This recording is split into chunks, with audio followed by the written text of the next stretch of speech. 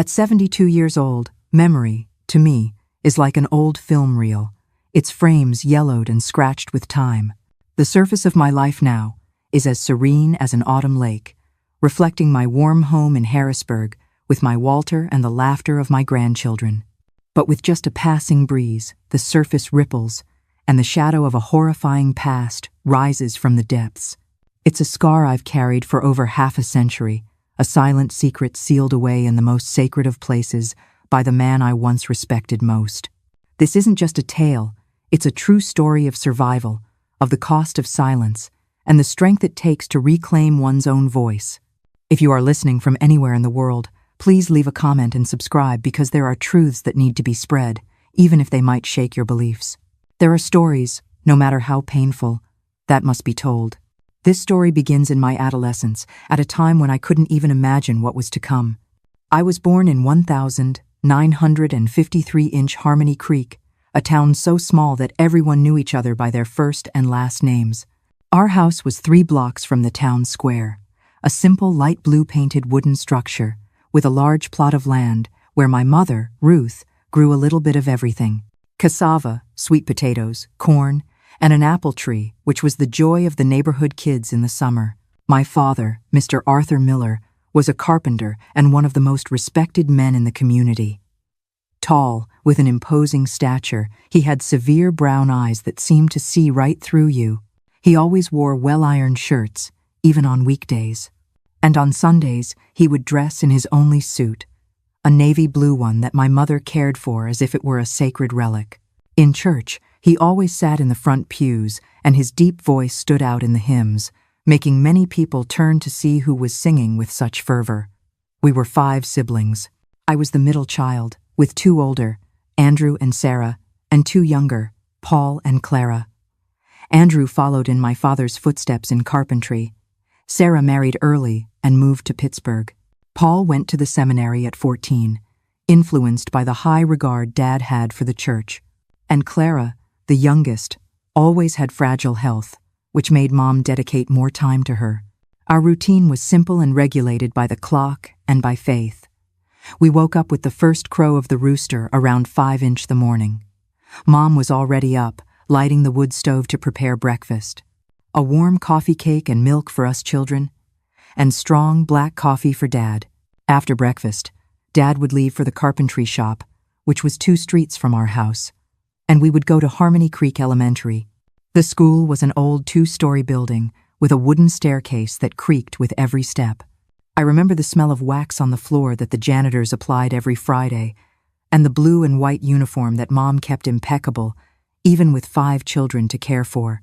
At recess, we played tag, ring around the rosy, or hopscotch, drawn with pieces of broken brick on the dirt playground.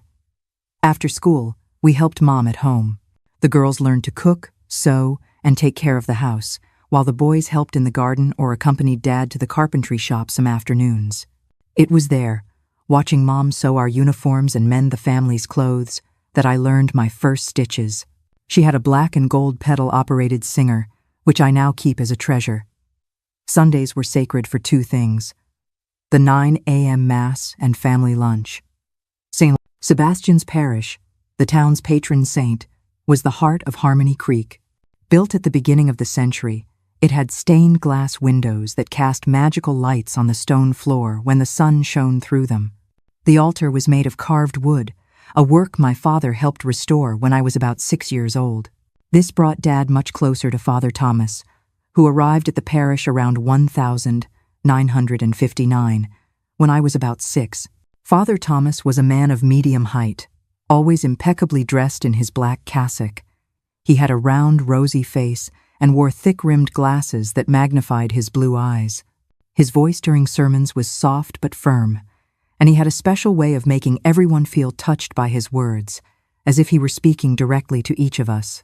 He quickly became beloved by the entire community, and his friendship with my father was a source of pride for our family.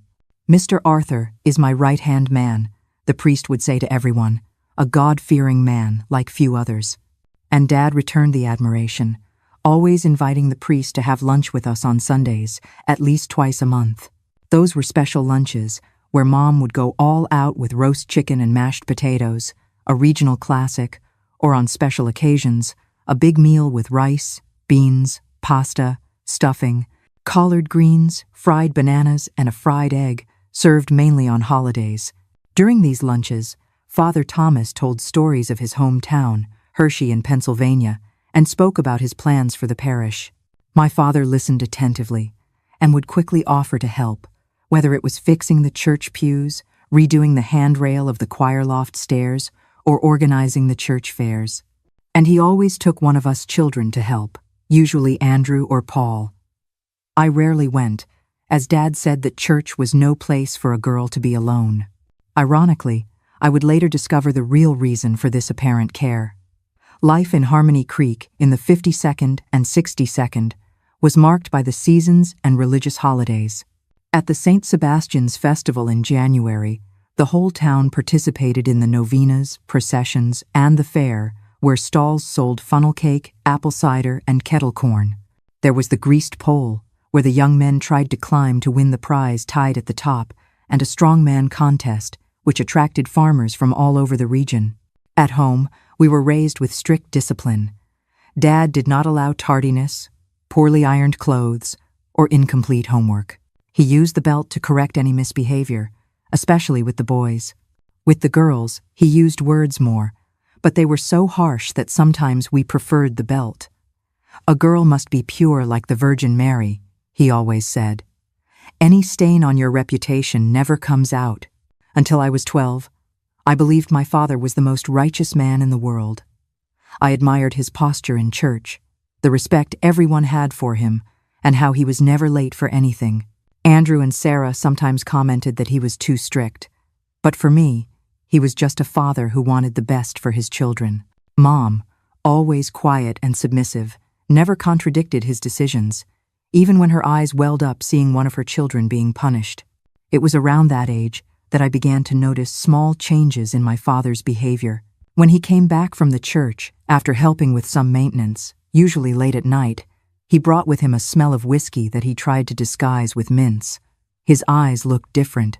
There was something in them that caused me an inexplicable discomfort, and he started to watch me in a strange way, especially when I changed clothes in the room I shared with my sisters and forgot to lock the door. I remember one afternoon shortly before my 13th birthday when I was sewing with Mom on the porch. Dad came home from the carpentry shop earlier than usual and watched us for a while, leaning against the doorframe. Suddenly he said, "Abigail is becoming a young lady, Ruth. It's time for her to learn more about the ways of the Lord." Mom just nodded without looking up from the fabric, but I noticed how her fingers trembled slightly as she made the next stitch. That night, I had trouble sleeping. There was something in my father's voice, in the way his eyes followed me for the rest of the day, that left me uneasy. It was as if a cold wind had entered our house, announcing a storm that I couldn't yet see, but could already feel. It was on a Wednesday night, 2 weeks after my 13th birthday, that it all began. I remember it as if it were today. We were having dinner, beans with rice, sautéed collard greens, and a bit of pork left over from Sunday. Dad, who normally spoke little during meals, suddenly announced, "Abigail will start accompanying me on my visits to the church."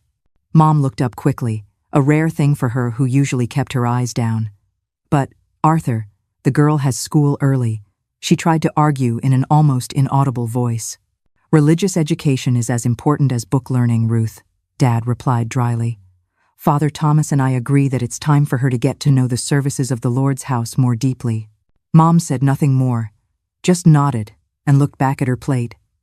Sarah, who was still living with us at the time, looked at me with an expression I couldn't decipher. It seemed like concern mixed with a deep sadness. That same night, after everyone had gone to sleep, Dad knocked on the door of the room I shared with my sisters. "Get ready, Abigail. We're going to the church." Confused, I put on a simple dress over my nightgown, combed my hair, and put on my shoes. It was almost 10 o'clock at night, a time when the church would normally be closed.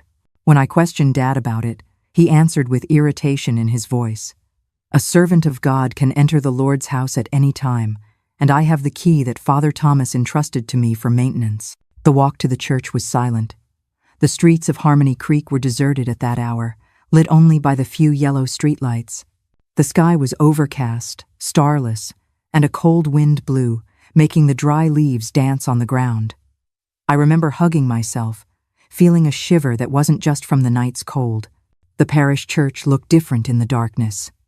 Its spires rose like shadows against the sky, and the stained glass windows, without the sunlight to pass through them, were just dark patches on the walls.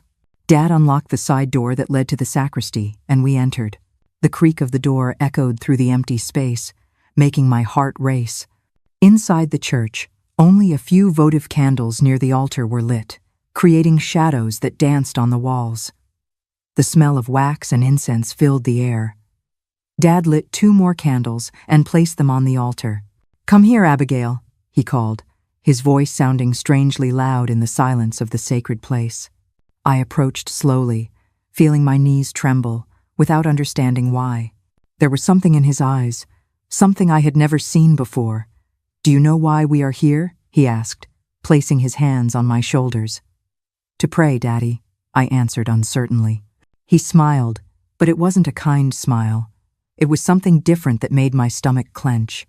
"We are here for you to learn about humility and obedience before God," he said, squeezing my shoulders tighter. "The body is a temple, but also a source of sin. You are growing up, becoming a woman, and you need to learn to purify yourself." Confused and scared, I remained silent, not understanding what he meant. It was then that Dad took a step back and said the words that would mark the beginning of my nightmare. "Take off your dress, Abigail." "What, Daddy?" I asked, thinking I had misheard. "Take off the dress. Here, in God's house, you will learn to be ashamed of your sinful body." My dears, I know what you must be thinking. How could a father say such a thing? Even now, after all these years, I still struggle to understand what kind of darkness had taken hold of his heart. To be able to warp the word of God into such a cruel weapon. My eyes filled with tears as I stood paralyzed, unable to comprehend what was happening. "But, Daddy, why? Don't question." He raised his voice, making it echo off the church walls. "Eve questioned God and brought sin into the world. You will learn to obey without questioning." With trembling hands and silent tears streaming down my face, I began to unbutton the simple blue cotton dress. Shame burned my face as I stood in just my slip in front of the altar. My father's gaze swept over me from head to toe, making me feel dirty in a way I had never felt before. "Now, kneel and pray," he ordered, pointing to the altar. "Pray that God forgives the vanity and lust that are beginning to grow in you." I knelt on the cold stone floor, shivering from cold and fear. The tears blurred my vision as I tried to pray, but the words wouldn't come. How could God want this? How could my father, the man everyone respected, put me through such humiliation? While I was kneeling, I heard a subtle noise coming from the sacristy, a movement, a stifled sigh, something that made me turn my head quickly. For a moment, I thought I saw a shadow moving as if someone was watching, but the sacristy was too dark to be sure. "Don't get distracted." Dad's voice cut through my thoughts. "You are before God." We stayed like that for almost an hour, me kneeling, praying between silent sobs, and my father standing, watching me with that look I had never seen before. When he finally allowed me to put my dress back on, my legs were numb and my knees ached from the prolonged contact with the stone floor. On the way back home, Dad spoke only once. "This will happen every week. It's for your own good, for your purification, and don't you dare tell anyone, especially not your mother. This is between you, me, and God." That night I couldn't sleep. Lying in the bed I shared with Clara, I stared at the wooden ceiling, trying to understand what had happened. Beside me, my younger sister slept peacefully, unaware of the horror I had just experienced. Lying there, my dears, it felt like I'd been hollowed out. The world was still the same wooden ceiling, the same sleeping sister, but deep in my soul, I knew that nothing could ever be as it was. I had crossed a line I never even knew existed. And just like that, my dears, a child's world can shatter overnight. Abigail's innocence, like a clear mirror, was broken by the very father she respected most. But the horror wasn't over, because the darkness in that church held an even more terrifying secret. I wanted to tell someone, to ask for help. But who? Mom lived under Dad's thumb as much as we children did. My older siblings no longer lived at home. And in small Harmony Creek, the word of Mr. Arthur Miller was worth more than anyone else's, especially that of a 3-year-old girl. The following week it happened again, and the next as well. Each visit to the church became more difficult than the last. Dad started demanding that I take off my slip too, leaving me in just my underwear. "Shame purifies the soul," he would say, as he watched me kneeling, exposed and humiliated. It was on the third visit that I was sure we were not alone. While I was praying, staring intently at the crucifix on the altar to avoid my father's gaze, I heard that subtle noise from the sacristy again. This time, when I turned my head quickly, I could see clearly. The sacristy door was ajar, and through the crack, a pair of eyes was watching us. They were the blue eyes magnified by the thick-rimmed glasses of Father Thomas. My blood ran cold. You see, my dears, that was the moment my world truly shattered. It wasn't just my father anymore. It was the church itself, the very place we were taught to seek refuge that had turned its back on me. How could a child stand against the two people she believed represented God when they had joined together to break her? Can you even imagine?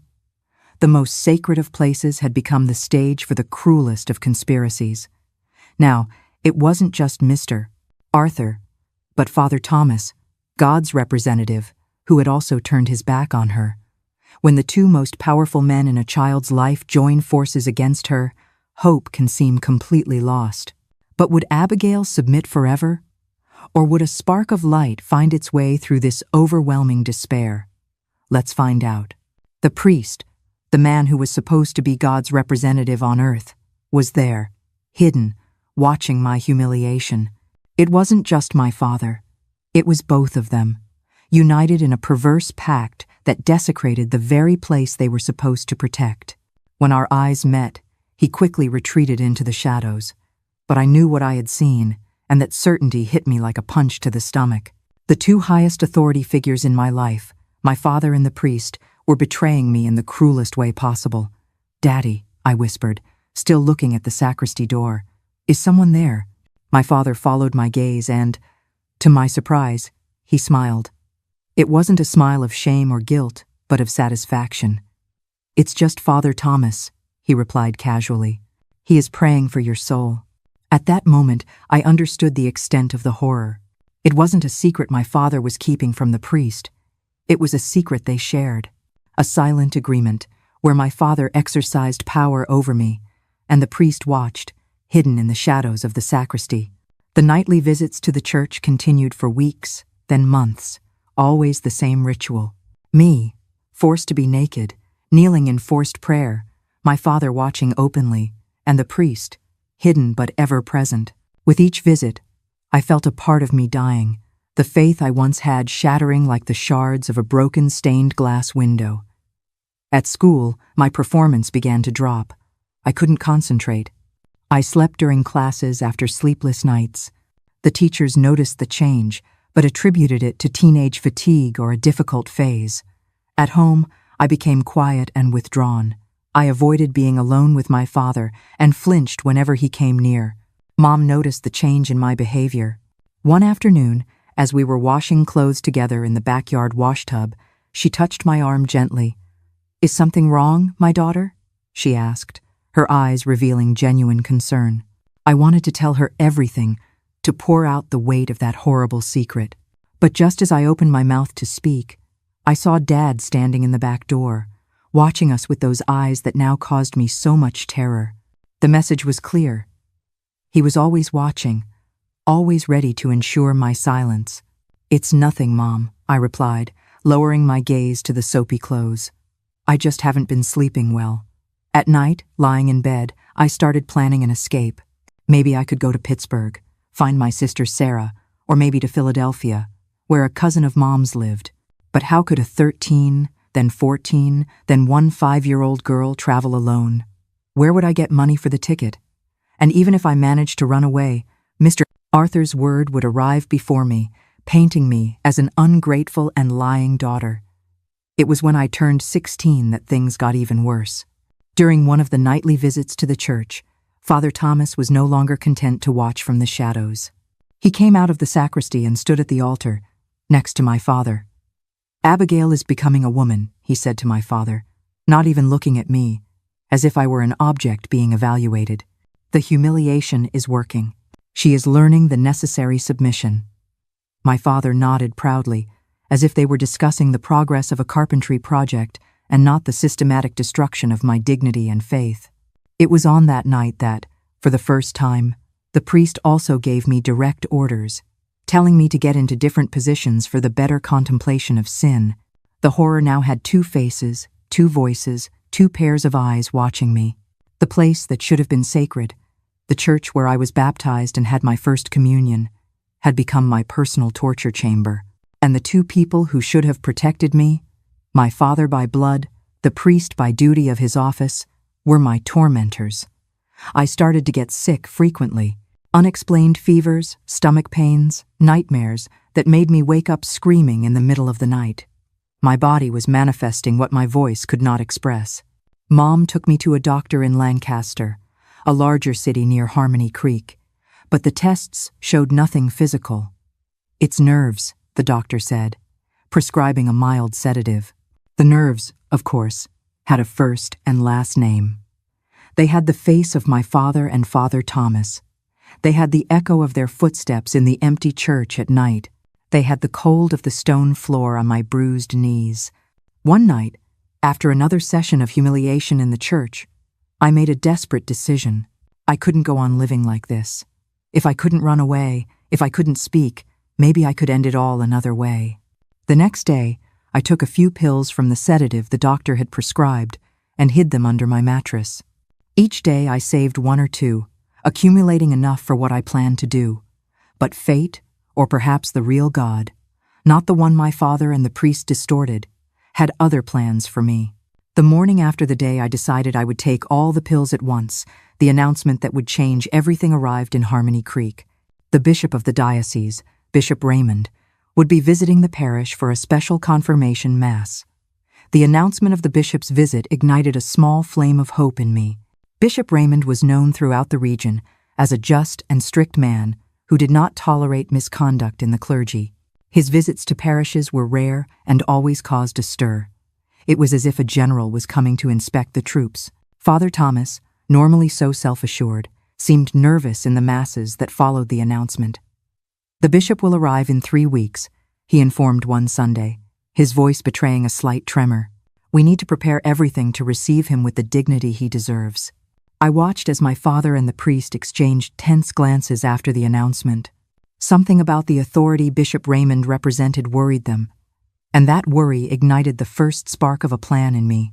Meanwhile, the nightly visits to the church continued, now with renewed cruelty, as if the two men sensed that their power over me was somehow threatened. On one of those nights, when autumn had already chilled the air of Harmony Creek, something inside me broke completely. "Tonight, you're going to be completely bare," my father ordered, his voice carrying that tone I had learned to fear. "No, Daddy, please," I begged, hugging my own body as if I could protect myself. "It's too cold," and this is I didn't finish the sentence. The slap came fast and hard, hitting my face with such force that I staggered backward, nearly falling. "You dare to disobey?" he roared, grabbing my arm hard enough to leave marks. "Who do you think you are to question?" Father Thomas, who was watching from the shadows, stepped forward. His normally rosy face was pale, but his eyes shone with a disturbing intensity. "Arthur," he said, his voice falsely smooth, "remember, we are in the house of God. Physical violence is not necessary. The girl will learn." He turned to me and, for the first time, addressed me directly with that tone he used in Sunday sermons, but now distorted by something terrible. "Abigail, disobedience is the worst of sins. That is how Eve fell, and that is how all women fall. Do you want to fall into sin?" Trembling uncontrollably from both cold and fear, I shook my head no. "Then prove your obedience," he continued, looking at my clothes. "Prove that you want to be saved." With tears streaming down my face and a lump in my throat that barely let me breathe, I began to take off my clothes, piece by piece. First the dress, then the slip, finally my underwear, until I was completely exposed under the gaze of the two men. The cold of the church penetrated my skin, but it was the inner cold that consumed me, a frozen emptiness where innocence and faith once were. "Now kneel and pray," my father ordered, his voice low and hoarse. I knelt on the stone floor, my knees already calloused from so many similar nights. I closed my eyes tightly, not wanting to see the gazes that roamed my body, and began to murmur automatic prayers, empty words that no longer had meaning for me.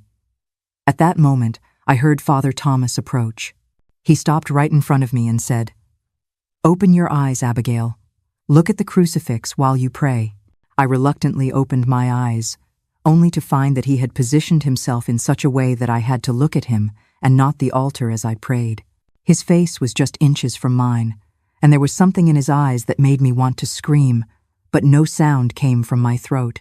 "Do you understand what we are doing here? Don't you?" he asked, his voice just a whisper. "We are saving your soul. The body is just sinful flesh. It must be humiliated for the soul to rise." As he spoke, I realized my father had moved away, heading towards the main door of the church. I heard the click of the lock. He was locking us inside the temple. "Your father has given me permission to intensify your purification," the priest continued, now placing a cold hand on my shoulder. "From today on, we will deepen your learning." The terror I felt at that moment is something I cannot fully describe. It was as if all the air had been sucked out of the church, as if the very walls were about to collapse on me. For a moment, I considered running, screaming, fighting, but where to? To whom? Who would believe my word against that of the esteemed Father Thomas and the respected Mr. Arthur? What happened next remains in my memory as fragmented flashes, distorted images that my mind tried to block to protect me.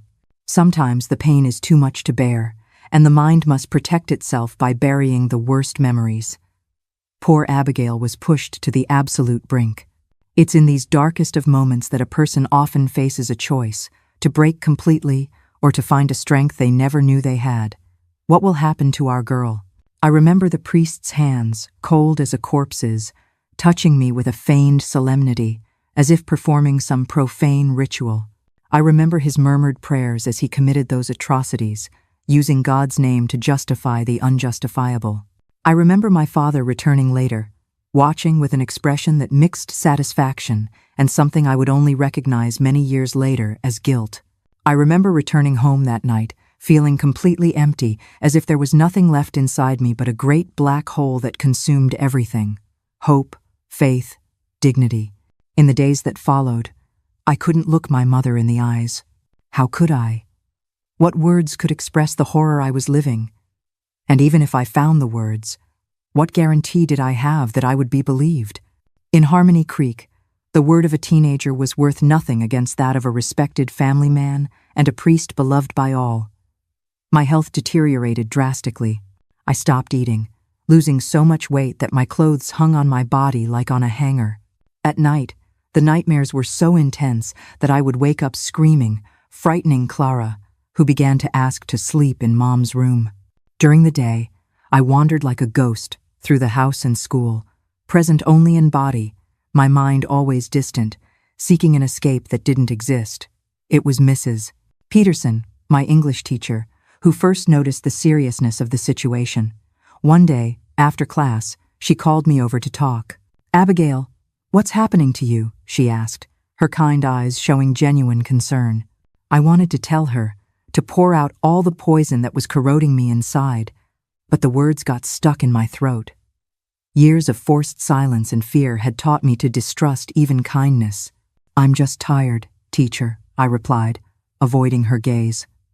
"Abigail," she insisted, placing a hand on my shoulder, which made me instinctively recoil. "Whatever is happening, you can tell me. I'm here to help." Those simple words, that sincere offer of help, almost broke my resolve of silence. Almost. But then I remembered what had happened the night before in the church, and fear was stronger. "Thank you, teacher," I murmured before quickly leaving the room, leaving Mrs. Peterson with an expression of helplessness that added to my own pain. The visits to the church continued, now with increasing cruelty. The priest, having crossed all sacred boundaries, seemed increasingly bold in his purifications. My father, at times, seemed uncomfortable with Father Thomas's excesses, but never enough to break the diabolical pact they had established. One night, as I was getting dressed after another session of horror, I heard the two of them talking in low voices near the altar. "I'm worried about the bishop's visit," the priest was saying. "Bishop Raymond has a reputation for being very strict. If he finds out, no one will find out anything," my father replied firmly. "Who would believe her word against ours? We are respected men in the community."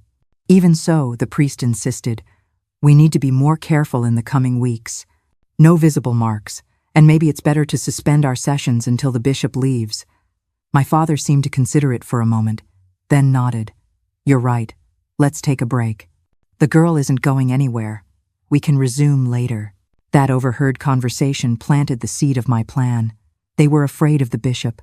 There was someone whose authority they feared, and this was my chance, perhaps the only one I would have. The following week, as they had agreed, there was no nightly visit to the church. It was the first breath of air I'd had in years. I used every minute of that temporary truce to plan, to gather courage. I couldn't speak directly to the bishop. I knew I would be stopped. But maybe I could write, leave a note, something that would reach his hands without my father or the priest knowing. I started writing a letter, hidden under the covers late at night, using the dim light coming through the window.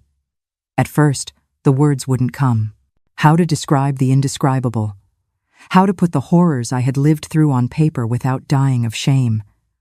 But slowly, like a trickle of water breaking a dam, the words began to flow. "Your Excellency, Bishop Raymond," I wrote with trembling hands. "My name is Abigail Rose Miller. I am 17 years old, and I am the daughter of Arthur Miller. What I am about to tell you is difficult, but it is the truth before God." I described everything, sparing no detail. The nightly visits to the church, the humiliation, the abuse, the pact between my father and the priest. Every word I wrote was like pulling a thorn from my soul, painful, but necessary for healing. I ended the letter begging for help, for intervention, for justice. "I know I may not be believed," I concluded, "but I ask that you, as God's representative, investigate. Observe how Father Thomas acts around young girls. Ask the other young women of the parish if he has ever invited them for private conversations in the sacristy. The truth will come out." I folded the letter several times and hid it inside the lining of my Sunday dress, the one I would wear for the special Mass with the bishop. Now I just needed to wait and pray, no longer to the distorted God of my father and the priest, but to a God of justice that I hoped still existed somewhere. The wait was agonizing. Each day seemed to drag on. Each night brought the fear that my father would change his mind and resume the church visits before the bishop's arrival. My mother, noticing my growing agitation, tried to calm me in her silent way, preparing my favorite dishes, arranging my hair with special care, small gestures that said what she couldn't express in words.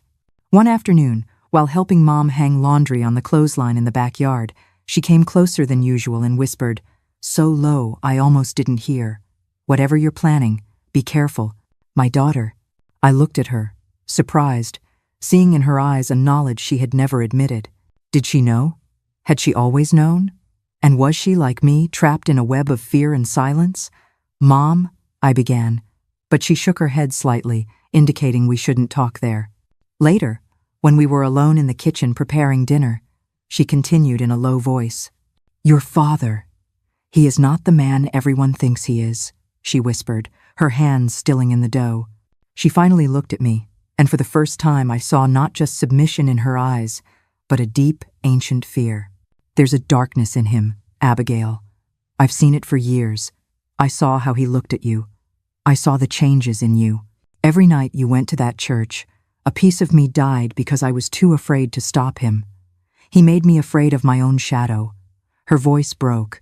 "I have failed you as a mother. I cannot undo my cowardice, but I swear on my life, I will not let you stand alone anymore.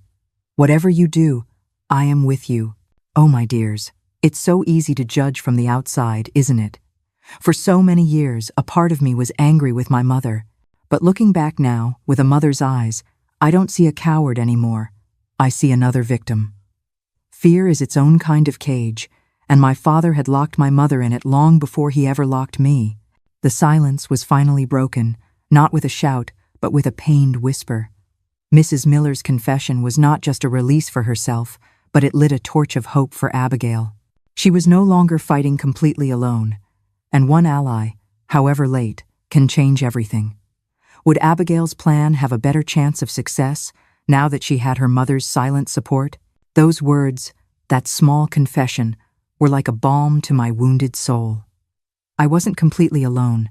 My mother, in her own way, limited by the circumstances of her own life, was with me. On the eve of the bishop's arrival, I couldn't sleep. I spent the night mentally reviewing every detail of the plan. The letter was safe, hidden where no one would find it before the right time. All I needed to do was get close enough to the bishop during Mass to hand it directly to him. But what if I couldn't?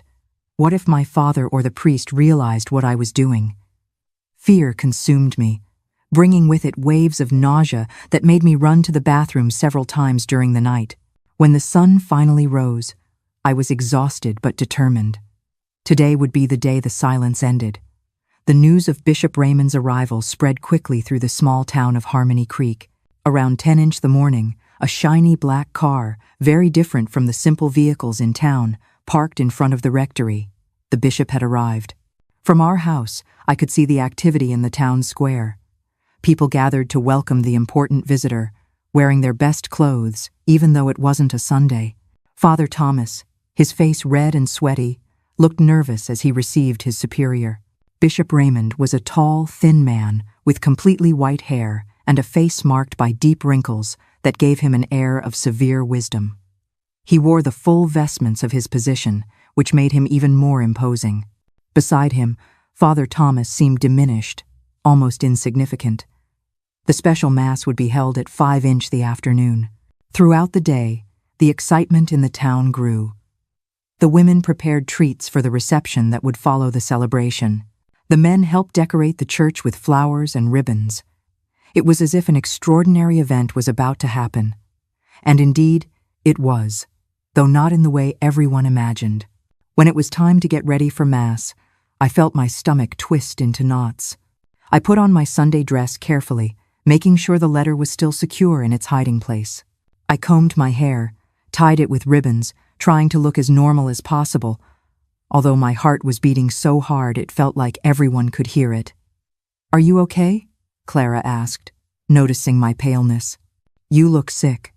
"I'm fine," I answered automatically, the same answer I had been giving for years, even when I was shattered inside. My father entered the room without knocking, as usual. "Are you ready?" he asked, his tone impatient. "I don't want to be late for the bishop's Mass." There was something in his eyes, a restlessness I recognized immediately. Despite his words to the priest, he was considering resuming the nightly visits to the church. The truce was nearing its end. It was now or never. St. Sebastian's parish had never been so crowded. People from all over Harmony Creek and even neighboring towns came for the special Mass presided over by Bishop Raymond. The air was thick with anticipation, the buzz of conversations filling the normally silent space. Our family arrived 20 minutes before the celebration began. My father insisted on sitting in the front row. "We are important members of this community," he would always say whenever someone questioned his insistence on being so far forward. Today, that proximity would serve my purpose.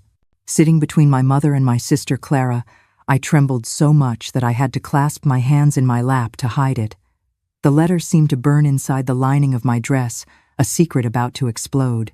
I looked around, trying to seem casual, searching for the best moment to approach the bishop.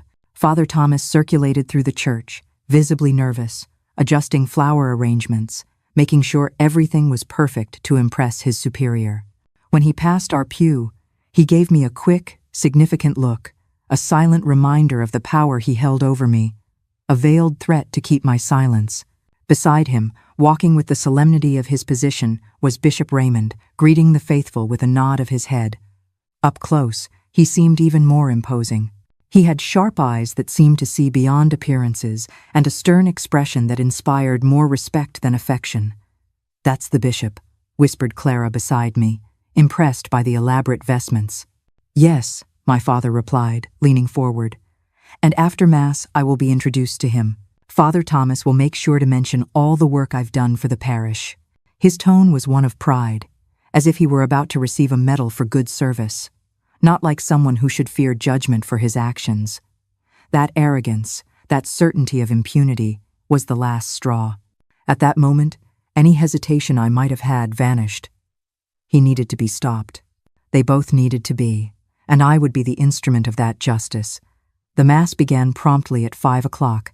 The hymns filled the church, the voices united in praises that once meant so much to me, but now sounded empty after everything I had lived through within those walls. I watched Bishop Raymond preside over the celebration, his voice strong and clear, echoing under the vaulted ceiling. Beside him, Father Thomas looked like a boy caught in mischief, always glancing sideways at his superior, as if fearing to be discovered at any moment. During the sermon, Bishop Raymond spoke about integrity, about how God's representatives on earth should be immaculate examples of virtue. "Hypocrisy is one of the worst sins," he declared, his voice thundering through the church. "Those who use the cloak of faith to hide impure actions will be judged more severely, for they betray not only men, but God himself." I saw Father Thomas swallow hard, his normally rosy face now pale as wax. Beside me, my father shifted uncomfortably in the pew. Were they feeling the weight of their consciences, or just fearing that their secrets might come to light? The time for communion arrived, the moment I had been waiting for. As the faithful formed a line to receive the host, my trembling hand found the hidden letter. With a discreet movement, I removed it from its hiding place and held it firmly. Our row stood up to join the line. My father went first, followed by Mom, then me, and Clara last. The walk to the altar had never seemed so long. Each step was a conscious effort not to crumble under the weight of that decision. In front of me, Mom looked back briefly, and our eyes met. Something in her eyes told me she knew, that she could somehow feel what was about to happen. When my father knelt before the bishop to receive communion, I could see how he lowered his head in a display of false piety that turned my stomach.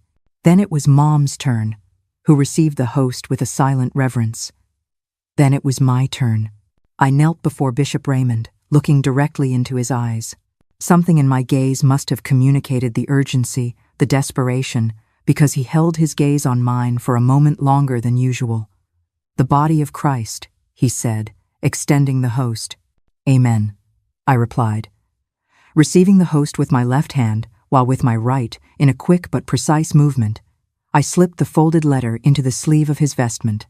I saw his eyes widen slightly in surprise, but he made no move to stop or reveal my gesture. I stood up quickly and returned to the pew, my heart pounding so hard I feared everyone could hear it. Back in my seat, I couldn't pray. I just fixed my gaze on the altar, watching Bishop Raymond continue to distribute communion.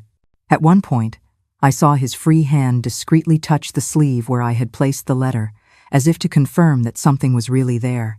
In that small moment, my dears, my entire future was hanging by a thread.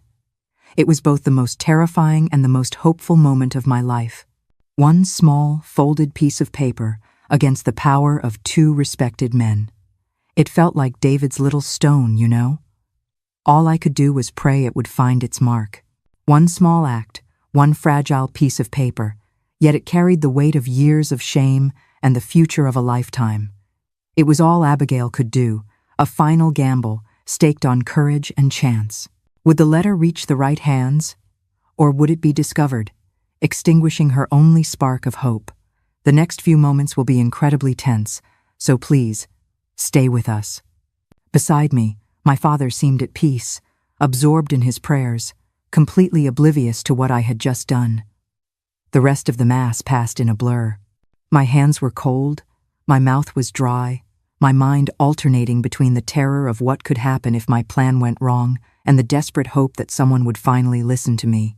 After the final blessing, Bishop Raymond announced that he would receive greetings from the faithful at the rectory, where a small reception would also be served. My father, eager to impress the bishop, insisted that the whole family go. "It's an honor to be received by the bishop," he declared, adjusting his tie as we left the church. At the rectory, the tension inside me grew with each minute. The place was crowded, people flocking to speak with Bishop Raymond, who received everyone with a restrained but polite smile. I watched him from a distance, noticing how at one point he discreetly stepped into a side room. Minutes later, he returned with a different expression, more serious, more focused. His eyes scanned the room until they found mine. For a brief moment, our eyes met, and I felt that he had read my letter. A shiver ran down my spine. I didn't know if it was from fear or relief. "Father Thomas," Bishop Raymond's voice cut through the room's buzz like a knife. "I need to speak with you privately, now." The tone brooked no refusal. Father Thomas, who was chatting animatedly with some influential members of the community, stopped mid-sentence. His face, already naturally flushed, turned an almost purple shade. "Of course, Your Excellency," he replied, trying to maintain his composure, but his voice betrayed his nervousness. The two retreated to the rectory office, leaving behind a momentary silence followed by a murmur of curiosity. What could be so urgent? Why did the bishop look so serious? My father, who was watching the scene closely, frowned. Something in his instinct must have sounded an alarm, because he started looking around, as if searching for something or someone out of place. His eyes eventually landed on me, and in that instant, I knew he suspected. "What did you do?" he hissed, approaching quickly and grabbing my arm hard enough to leave marks. "What did you tell them?" Before I could answer, the office door opened again. Bishop Raymond reappeared, his face a mask of gravity. Beside him, Father Thomas looked as if he had aged 10 years in a matter of minutes, pale, trembling, defeated. "Ladies and gentlemen," Bishop Raymond announced, his voice firm and authoritative, instantly silencing the hall. "I ask you all to leave, except for the Miller family. I have an urgent matter to discuss with Mr. Arthur and his family." A murmur of surprise ran through the room. No one knew what was happening, but everyone felt that something extraordinary was about to occur. Reluctantly, the guests began to leave, casting curious glances in our direction. When the last guest left and the door closed, it was just us, my family, the bishop, and a visibly distraught Father Thomas. The silence that followed was dense, almost suffocating. "Mr. Arthur," Bishop Raymond began, his voice now icy, "I have received very serious information today about your conduct and that of Father Thomas, which, if true, constitute not only a mortal sin but also a crime under the laws of men." My father paled, but quickly regained his composure. "I don't know what Your Excellency is talking about," he replied with forced confidence. Bishop Raymond pulled my letter from the pocket of his vestment and held it up. "This letter, written by your daughter Abigail, contains accusations of such a grave nature that they have left me deeply disturbed. Father Thomas has already partially confessed his participation in the acts described here." The bishop's gaze, sharp and assessing, moved from the priest back to the letter in his hand. "This letter also mentions a teacher, a Mrs. Peterson, who showed you kindness and concern. Is she still in this town?"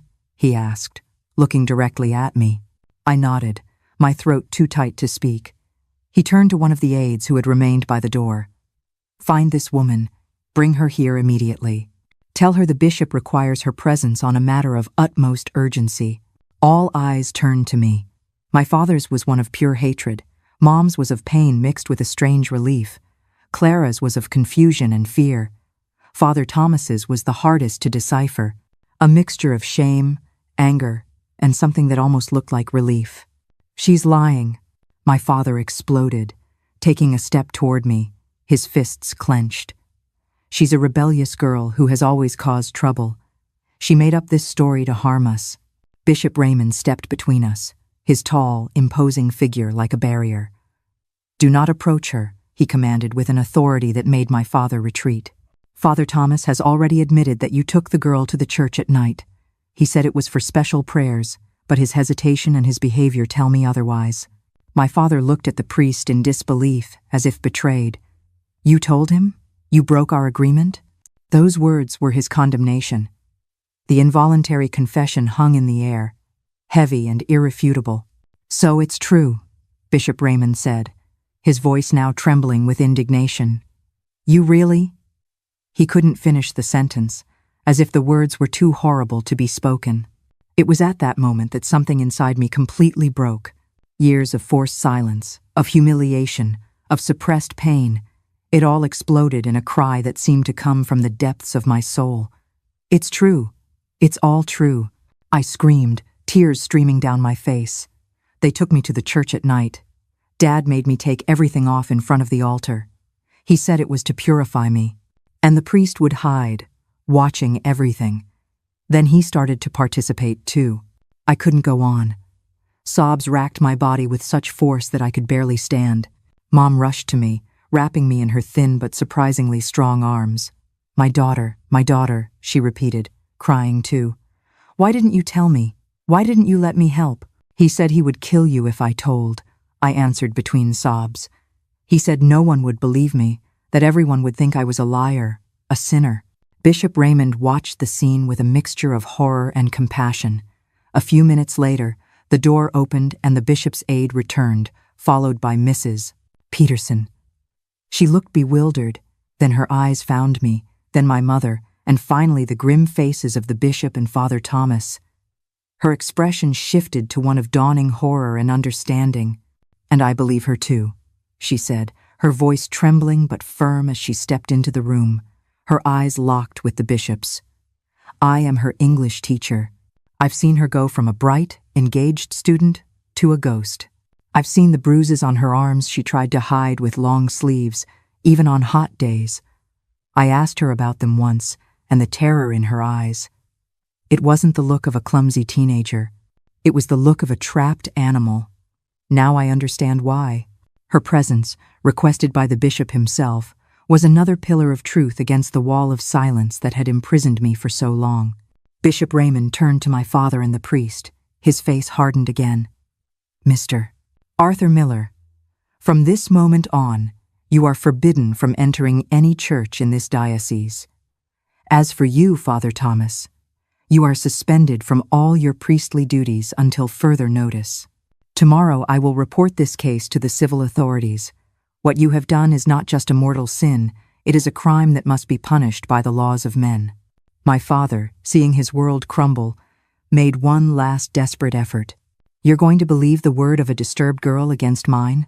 Against a priest's? No one in town will believe this. No one." "I believe her," said my mother, her voice surprisingly firm. "I always knew something was wrong. Her nightmares, the fear, the changes. How could I have been so cowardly? How could I not see what was right in front of my eyes?" A few minutes later, the door opened and the bishop's aide returned, followed by Mrs. Peterson. She looked bewildered.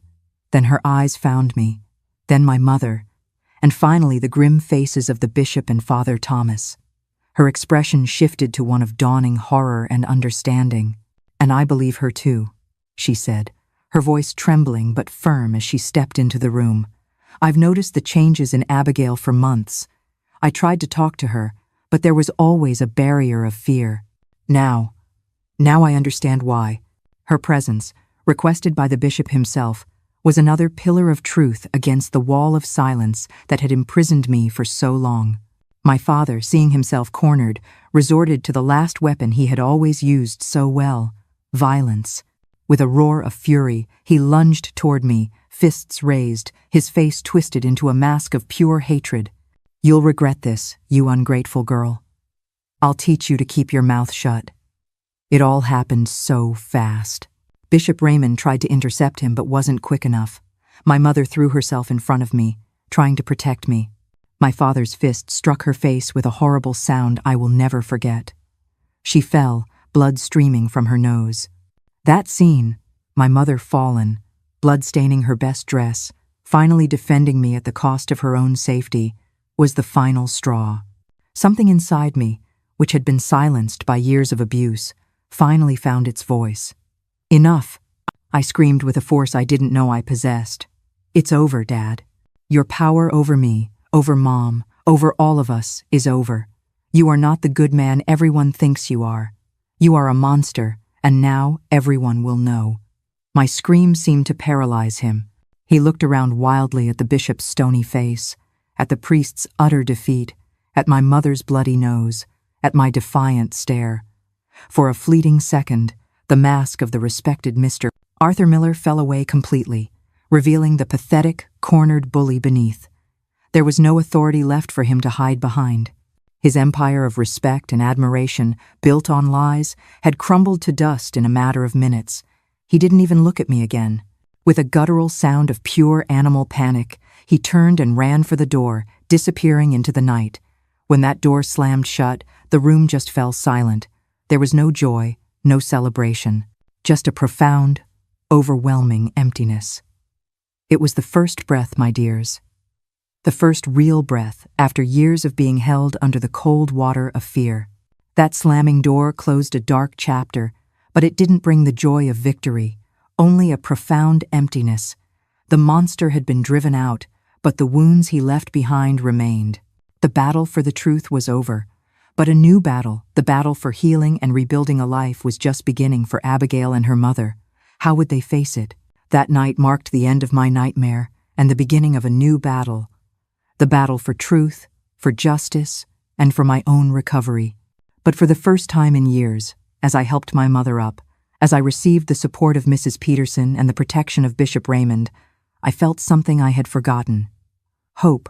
The small seed of courage I planted by writing that letter had finally germinated, breaking through the hard soil of fear and silence.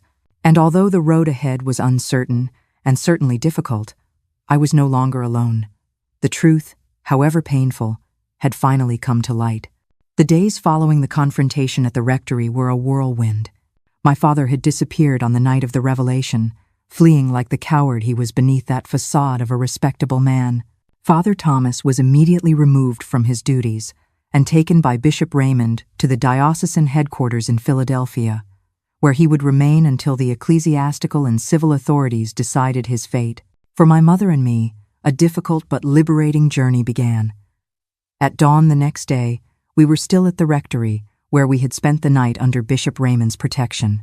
My mother's face was swollen from the blow she had received, but there was a determination in her eyes I had never seen before. "We can't go back to that house," she said, holding my hands in hers.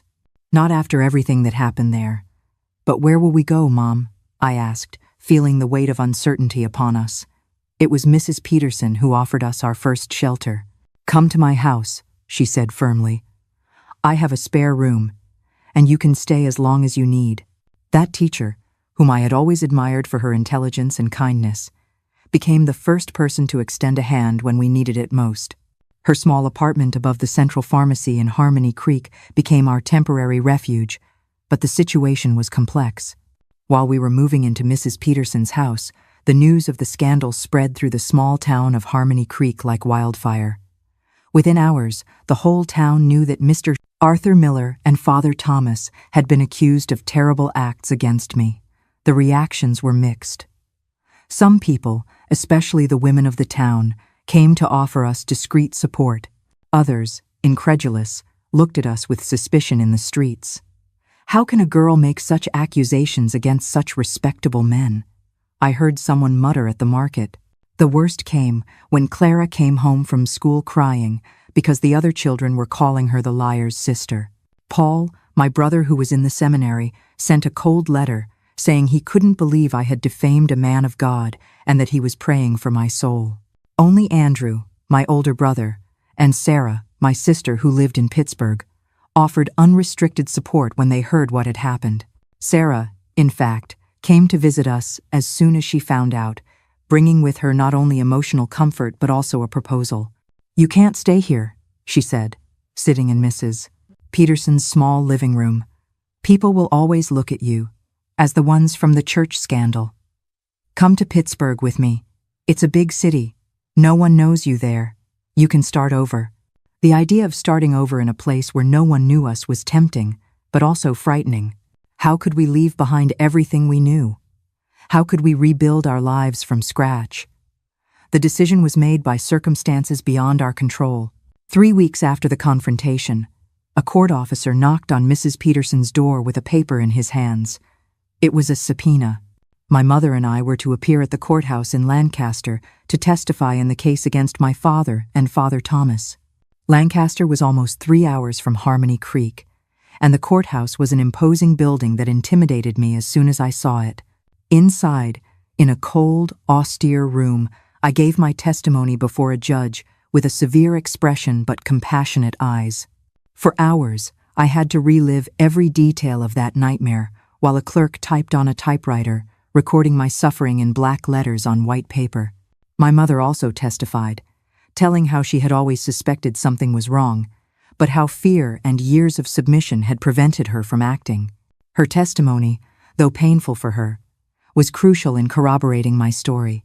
At the end of the hearing, the judge informed us that an arrest warrant had been issued for my father, but he had not yet been located. As for Father Thomas, he was in the custody of the church, awaiting trial by the tribunal, and would also face criminal charges when the case proceeded. What about us? My mother asked the prosecutor, a young man with a compassionate look. Can we go back to our house? Technically, yes, he replied, but I recommend caution. Not everyone in town believes your version of events. It could be uncomfortable. Uncomfortable was an understatement. When we returned to Harmony Creek that night, we found our house with broken windows and horrible words painted on the facade. Someone had tried to set the porch on fire, but the neighbors had managed to put it out before it spread. That was the last straw. That same night, sitting around Mrs. Peterson's table, we made the decision. We would go to Pittsburgh with Sarah. I have a small but cozy apartment, my sister said. There's enough space for the 3 of us, and I know a textile mill that's hiring. Mom could work there, and you, Abigail, could finish your studies at a different school where no one knows your story. The prospect of a new beginning, far from the shadows of the past, finally lit a small flame of hope in my heart. It was frightening, yes, but also liberating. The next morning, we started packing the little we had managed to save from our house. As we folded clothes and sorted the few objects of sentimental value, Clara, who had been strangely quiet, finally spoke. I still don't understand why Dad did that to you, Abigail.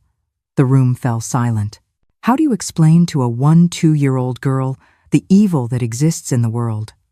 How do you make her understand something that even I didn't fully comprehend? Some people, even those who seem good on the outside, have darkness inside them, Mom replied, saving me from having to find the words. Your father, he was not the man he pretended to be all these years. But what about now? Is he never coming back? Clara asked, her voice small and fragile. I don't know, my daughter, Mom answered honestly. But for now, we have to think about building a new life for ourselves. 3 days later, we left for Pittsburgh on an interstate bus. We each carried only 2 suitcases, containing everything that was left of our previous lives. Looking out the window as the bus left Harmony Creek, I felt a mixture of sadness and relief. I was leaving behind the scene of my worst nightmare, but also the only home I had ever known. It's a strange feeling, my dears, like escaping a house fire. You're grateful to be out of the flames, but a part of you still mourns the home that's burning. That little town held all my pain, but it also held every happy memory from before the storm. Leaving felt like saying goodbye to both the monster and the little girl he destroyed. Leaving home is never an easy choice, even when that home is filled with painful memories. The journey to Pittsburgh was an escape, but it was also a journey of self-discovery. In a strange city, could Abigail truly wash away the past, and could she ever open her heart to trust and love again? Let's follow her on this difficult yet promising journey of rebirth. The journey was long and silent. Each of us was lost in our own thoughts, trying to process everything that had happened and imagine what the future held for us. For me, at 17, it was as if I was being born again, frightening but also full of possibilities. Pittsburgh welcomed us with the anonymity we so desperately needed. It was a growing city, full of people from all corners of the country seeking new opportunities. Sarah's apartment was on the 3rd floor of a modest but well-kept building near the downtown area. It had only 2 bedrooms, so Clara and I shared one while Mom slept with Sarah. The first few months were a period of adjustment. Mom got the job at the textile mill that Sarah had mentioned. The work was hard and the pay was modest, but she seemed to find a strange satisfaction in earning her own money for the first time in her life.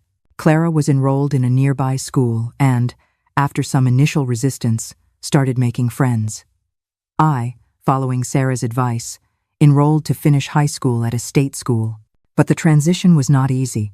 At night, the nightmares still haunted me. During the day, any man who vaguely resembled my father or Father Thomas would make me freeze with fear. At school, I had trouble concentrating, and my new English teacher, a middle-aged woman named Miss Fronin Davis, often caught me staring out the window, lost in dark thoughts. It was Miss Davis who, noticing my silent struggle, referred me to the school psychologist, Dr. Jacobs. I initially resisted the idea of telling my story to yet another person, but Miss Davis insisted. "Some wounds need air to heal," she said gently. Reluctantly, I began weekly sessions with Dr. Jacobs, a woman in her 42nd with kind eyes and a calm voice. At first, I could barely speak about what had happened. The words would get stuck in my throat, and I would spend most of the session in silence, staring at my hands. But Dr. Jacobs was patient. "There's no rush," she would say. "I'll be here when you're ready." It was during the 6th session that something broke inside me. A simple question. "How are you feeling today, Abigail?" And suddenly the words began to pour out, along with tears I didn't even know I still had left to cry. I told her everything, every sordid detail, every night of terror, every feeling of helplessness and shame. When I finished, exhausted and with a sore throat from crying so much, Dr. Jacobs simply said, "Abigail, you are the bravest person I have ever met." Those words, so simple yet so profound, planted the first real seed of healing in my heart. If this woman, who heard difficult stories every day, thought I was brave, maybe there was something of value in me after all. The sessions with Dr. Jacobs continued, becoming a safe harbor in my new life. Slowly, I began to process the trauma, to understand that what happened was not my fault, that I had nothing to be ashamed of. Meanwhile, life in Pittsburgh went on. Sarah introduced us to some of her friends, and we began to build a small support network. Mom, for the first time in her life, was making her own choices, discovering who she was outside of my father's domineering shadow. It was at one of these small social gatherings, a barbecue in the backyard of one of Sarah's co-workers, that I met Walter. He was a few years older than me, an engineering student at the local university, with a shy smile and eyes that seemed to see through the masks we all wear. Our first meeting was brief, just a casual conversation as we served our plates, but there was something about him, a kindness without demands, that intrigued me. When he asked if he could see me again, I was surprised at myself for saying yes. Our first date was a walk in the city park, followed by coffee at an unpretentious diner. We talked about books, movies, dreams for the future light, safe topics, but there were moments when our eyes met, and I felt he sensed there was more to my story than I was sharing. It was on the third date that I finally told him. We were sitting on a park bench watching the sunset when I suddenly felt the need to be honest. If this budding relationship was going anywhere, he needed to know who I was, what I had been through. "There's something I need to tell you," I began, my voice trembling. "Something about my past." Walter listened in silence as I recounted, in a summarized but honest way, what had happened in Harmony Creek. I didn't go into graphic detail, but I didn't omit the essence of the truth. When I finished, I couldn't bring myself to look at him. I stared at my own hands, twisted in my lap, expecting the silence to stretch until it broke our fragile connection. I braced myself for pity, for disgust, or worse, for him to get up and walk away. A full minute passed, and it felt like an eternity. Then, instead of recoiling, he gently took one of my trembling hands in both of his. He didn't say anything at first, just held it, warming my ice-cold fingers. "Thank you for telling me," he finally said, his voice soft but steady. "I can't imagine the strength it took to carry that alone. That wasn't your shame, Abigail. It was theirs, all of it." At that moment, something changed between us. It wasn't a grand declaration of love. There were no grandiose promises, just a mutual understanding, a respect that would form the basis of everything that came after. Our relationship progressed slowly, at my pace. Walter never pushed, never demanded more than I was ready to give. With patience and kindness, he showed me that not all men were like my father or Father Thomas, that touch could be an expression of genuine affection, not of power or domination. Meanwhile, a chapter of the past finally closed. Almost a year after our escape from Harmony Creek, we received the news. My father had been found in a small town in upstate New York, living under a false name.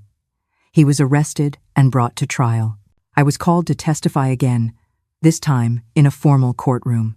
It was one of the most difficult experiences of my life, being in the same room with him again, feeling his hateful gaze as I told my story one more time. But this time I was not alone. Mom, Sarah, Clara, and, to my surprise and gratitude, Walter were there, sitting in the front row, giving me the strength I needed. The trial lasted a week. In the end, the justice I had barely dared to hope for finally came. My father was found guilty and sentenced to 12 years in prison. As for Father Thomas, he had already been expelled from the church after the tribunal and was now awaiting his own criminal trial.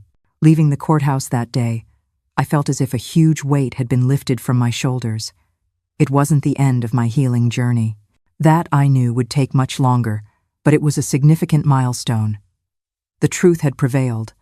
I had been heard, believed, validated. Back in Pittsburgh, with the shadow of the trial finally behind us, life began to take on a new rhythm. I finished high school, and encouraged by Walter and Dr. Jacobs, I applied for the entrance exam at the University of Pittsburgh, dreaming of becoming a teacher. To my surprise and joy, I was accepted. And so, at 19, I began a new phase of my life, no longer defined by the trauma I had suffered, but by the choices I was making, by the dreams I was pursuing. Walter was by my side every step of the way, his constant love and support like a rock in the midst of turmoil. When I graduated 4 years later, he was the one in the front row, cheering louder than anyone. And it was after the graduation ceremony, under the same starry Pittsburgh sky that had watched us fall in love, that he knelt and asked for my hand in marriage. I said yes, of course, not because I needed a man to complete or protect me, but because we had built something beautiful together, a relationship based on mutual respect, understanding, and true love. We married in a simple ceremony, with only family and close friends. It wasn't in a church.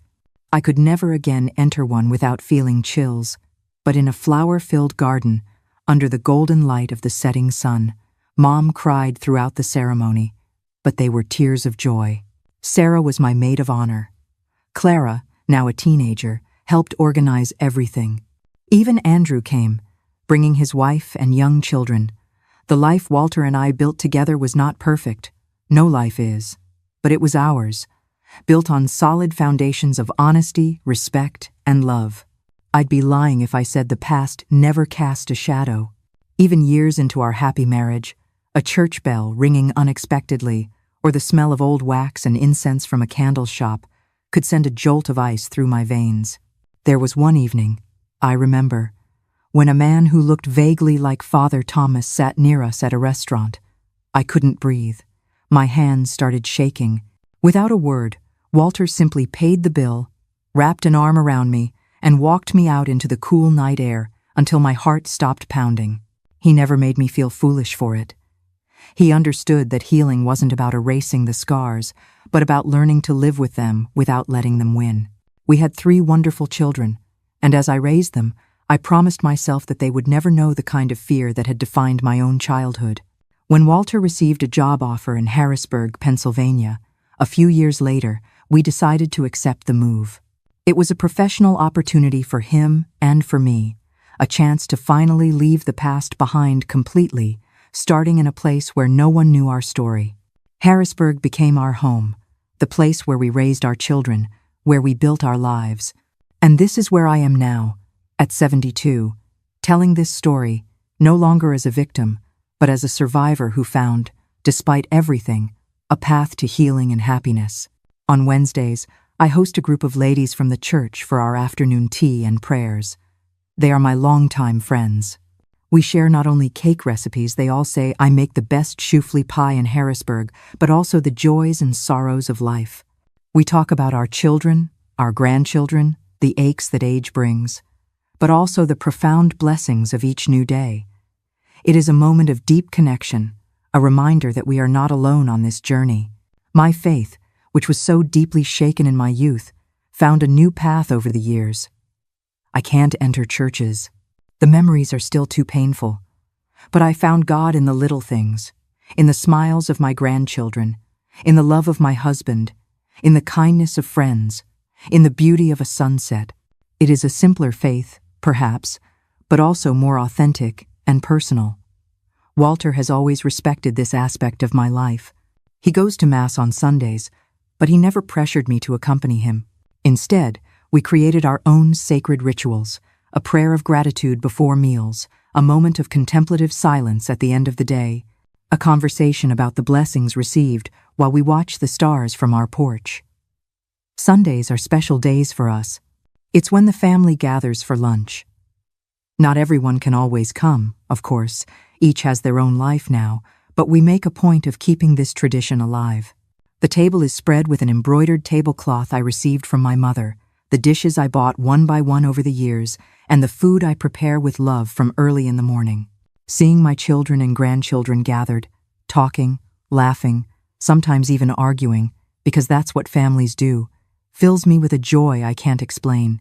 I look at them and think about everything I went through, how I got here, and I feel a deep gratitude for having found the strength to break that cycle of abuse and build something completely different for my own family.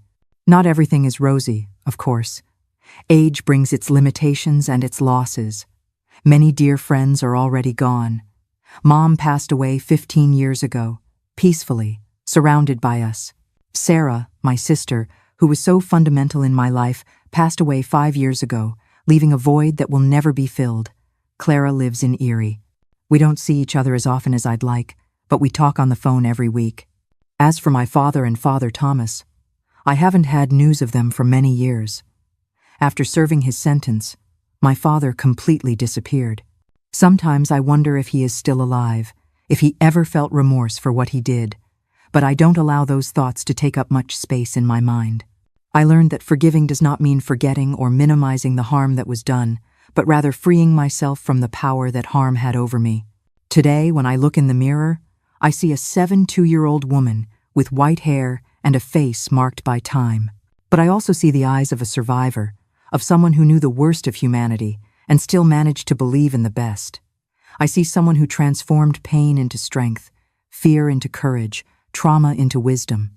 This is me, Abigail Rose Miller. I am not just the girl who suffered abuse in the Church of Harmony Creek. I am a wife, a mother, a grandmother, a friend, a retired teacher. I am the lady who makes the best choufle pie in Harrisburg, according to my Wednesday tea friends. I am the grandma who tells stories to her grandchildren, the neighbor who always has a listening ear and gentle advice. I am so much more than my trauma, and perhaps that is the greatest victory of all. My dears who have accompanied me this far, sharing this story was not easy. For many years I carried this secret like a burden too heavy to share. But today, with the wisdom that only the years can bring, I understand that our silence only protects the abusers. It is our voices, even trembling, that have the power to change lives. If you are going through something similar to what I lived, or know someone in that situation, I want you to know you are not alone. The path to healing can be long and difficult, but it is possible. I learned that age does not define our strength, but our ability to start over each day. Even when we think there is no more hope, that we are completely broken, we can find strengths we didn't even know we had. My wrinkles are maps of survival. Each one tells a story of overcome pain. Looking back, I see that my story is not about what was done to me, but about how I chose to respond. I discovered that we are stronger than we imagine, especially when we think we can't take it anymore. Time doesn't heal all wounds, but it teaches us to live with them and still smile. If there is one thing I have learned in my 72 years of life, It is that our story does not end in the painful chapters. No matter how dark the night, the dawn always comes. No matter how deep the pit we find ourselves in, there is always a way out. Sometimes, we just need an outstretched hand to help us find it. I know my little town of Harmony Creek isn't unique. I imagine there are countless other towns just like it, all over the world, where secrets are kept behind closed doors and respectable masks. There are other girls and boys suffering in silence just as I did, believing they have no voice, that no one will believe them. If my story reaches one of you, please hear this. You are not alone, and you are not to blame. Please, find one person to trust. A teacher, a neighbor, a friend. Don't carry this burden alone for as long as I did. I learned that surviving is its own form of resistance, but living well, truly well, is the best revenge. Every genuine smile I share with my Walter, every story I read to my grandchildren, every beautiful thing I crochet with my own 2 hands, each one is a victory against the men who tried to destroy me. They don't get to steal your future. And if you are someone who suspects something is wrong, please, don't look away. Don't do what so many in my town did, ignoring the signs, because it was easier than getting involved. A kind question, a moment of concern, an offer of help, it can be the single thread that helps someone pull themselves out of the darkness. Your attention could be the difference between a life of silent suffering and a chance for healing. It could be the difference that saves a life. If this story touches your heart, please subscribe to the channel to listen to other true stories from this life. May God bless your family,